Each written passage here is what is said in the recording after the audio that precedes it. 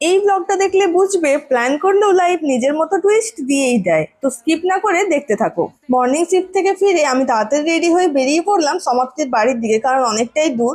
তো ওরও ছিল মর্নিং শিফট। বাস থেকে নেমে ওয়েট করতে করতে ও এসে গেল আমাকে নিতে। তারপর দুজনে আরামসে মেঘলা ওয়েদারে যাচ্ছিলাম, কিন্তু মাঝে পড়ে গেল রেল গেট, আর সেখান থেকে লেটের শুরু। তারপর হালকা বৃষ্টিও স্টার্ট হলো। ভাবছিলাম তাড়াতাড়ি পৌঁছে যাব, কিন্তু মহারানী বলল আগে আইব্রো করতে যাব।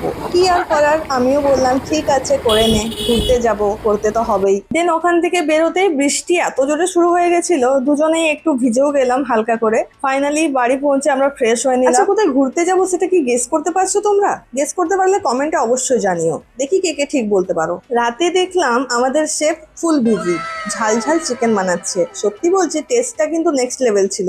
সকাল থেকে সেরকম কিছু সেদিন খাওয়া হয়নি, তাই কাকিমা রাত্রে গরম গরম ভাত বানালো। আর মাদের তো জানোই, কম দাও বললেও শুনবে না, তাই কি আর করার, খেতেই হবে। অনেকদিন পর দুই বান্ধবীর দেখা হলে যা হয়, অনেক গল্প জমে আছে। আবার কাল ভোর ভোর বেরোতেও হবে, তো চলো দেখা হচ্ছে কালকে, টাটা।